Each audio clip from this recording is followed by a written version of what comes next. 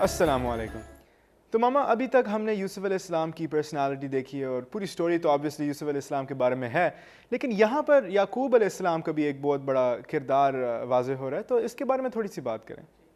سب سے پہلے تو ہم دیکھتے ہیں کہ یعقوب علیہ السلام ایک بہت ہی مشفق والد تھے. ان کے بچوں نے بہت ساری غلطیاں کی، بڑے بڑے جرم کیے، لیکن اس کے باوجود وہ ان کے ساتھ بہت اچھے طریقے سے رہ رہے ہیں اور ان کو یا بنیا کہہ کے پکار رہے ہیں. یعقوب علیہ السلام دیکھ رہے ہیں کہ بچوں نے جھوٹ بولا، جھوٹ بول کے وہ لے گئے یوسف علیہ السلام کو، واپس نہیں لائے، وعدہ خلافی کی، یوسف علیہ السلام کو نقصان دیا، قطع رحمی کی، ان پہ بے وجہ ظلم کیا، باپ کو تکلیف پہنچائی، ان کو صدمے سے دوچار کیا. ان میں سے ایک ایک چیز بہت بڑا گناہ ہے. ہاں صرف ایک موقع پہ وہ کہتے ہیں کہ اچھا پھر میں تم پہ ٹرسٹ کر لوں جیسے پہلے کر چکا ہوں.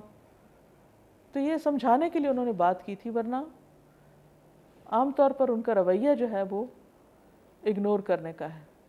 زندگی نہیں گزرتی جب تک ہم ایک دوسرے کی غلطیوں کو معاف نہ کریں، ورنہ تو ہر انسان دوسرے سے کٹ کے الگ ہو جائے. جہاں بھی انسان مل جل کے رہتے ہیں وہاں ایک دوسرے سے شکایت پیدا ہونا بالکل نیچرل سی بات ہے. تو پھر کیا کیا جائے؟ بہتر طریقہ کیا ہے؟ بہتر طریقہ یہ ہے کہ انسان forgive and forget، معاف کرے، پچھلی غلطی کو بھولے اور آگے کو چلے. بار بار پیچھے نہیں پلٹ کے دیکھنا چاہیے. بڑے سے بڑا بھی ایک دوسرے سے کوئی قصور ہو جائے، غصہ آتا ہے، تھوڑی دیر خاموش ہو جائیں، لیکن واپس آ کے پھر ایک دوسرے کو سلام کر لیں. نبی صلی اللہ علیہ وسلم نے فرمایا کہ تم لوگ جنت میں نہیں جا سکتے جب تک کہ تم مومن نہ ہو. تم مومن نہیں ہو سکتے جب تک کہ تم باہم محبت نہ کرو. یعنی اگر مومنوں کی آپس میں محبت نہیں تو ایمان بھی نہیں مکمل. تو کیا میں تمہیں وہ طریقہ نہ بتا دوں کہ اگر تم اس پر عمل کرنے لگو تو تم ایک دوسرے سے محبت کرنے لگو گے، اور وہ ہے افشوا السلام بینکم، آپس میں سلام کو رواج دو. دوسری ایک بڑی اہم بات یہ جو پتہ چل رہی ہے وہ یہ کہ یہ جو یعقوب علیہ السلام نے کہا تھا نا بچوں کو کہ ایک دروازے سے داخل نہیں ہونا، تو کہا جاتا ہے کہ اس کی وجہ یہ تھی کہ ان کو یہ ڈر تھا کہ کہیں ان کو نظر نہ لگ جائے. یہ نظر کیا ہے؟ بعض اوقات کسی کے حسد کی وجہ سے یا بعض اوقات خوشی کی وجہ سے بھی تو بعض لوگوں کی نگاہوں سے اتنی پاورفل ریز نکلتی ہیں کہ جب وہ دوسرے کی باڈی میں داخل ہوتی ہیں تو وہاں ایسا کیمیکل ری ایکشن ہوتا ہے کہ جس کی وجہ سے وہ شخص بیمار ہو سکتا ہے. اس کے بارے میں حدیث میں آتا ہے کہ العین حق، یہ بالکل برحق ہے. ایک اور حدیث میں ہے کہ نظر انسان کو قبر میں اور اونٹ کو ہانڈی میں اتار دیتی. اب آپ نے کہا اتنی پاورفل چیز ہے، بندے کو قبر میں بھی لے کر جا سکتی ہے، تو اس سے ہم لوگ بچ کیسے سکتے ہیں؟ پہلی چیز تو یہ ہے کہ اپنے بچے کو دیکھ کر یا اپنے گھر کو دیکھ کر یا کسی بھی اچھی چیز کو دیکھ کر انسان کو ماشاءاللہ کہنا چاہیے.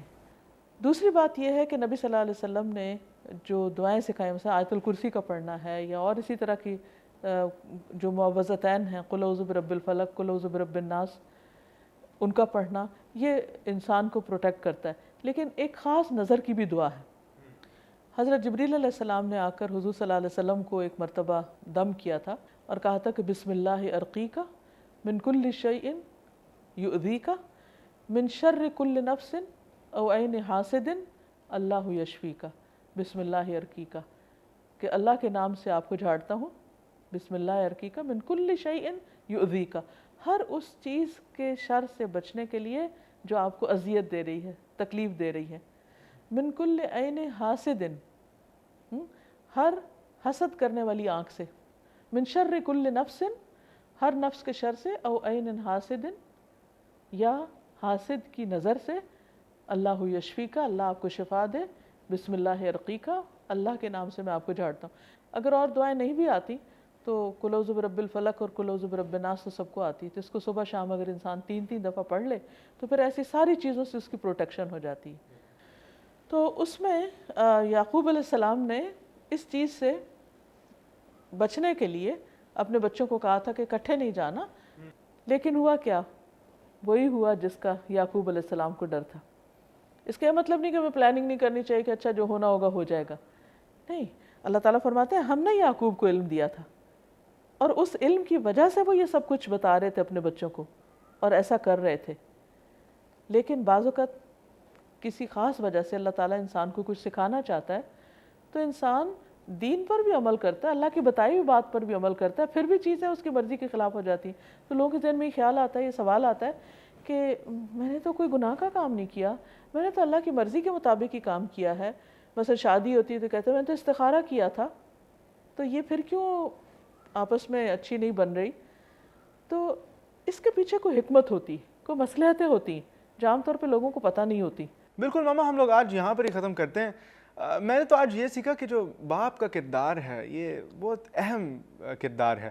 یعقوب علیہ السلام کے اگزامپل سے کہ یعقوب علیہ السلام نے کس طرح اپنے بیٹوں کو ایک شیلٹر پرووائڈ کیا، نصیحتیں جو کیں. تو انشاءاللہ ہم لوگ یعقوب علیہ السلام کے بارے میں بعد میں بھی پڑھیں گے تھوڑے بہت انشاءاللہ. تو پھر ہم لوگ ناظرین سے اجازت لیتے ہیں. السلام علیکم ورحمۃ اللہ وبرکاتہ.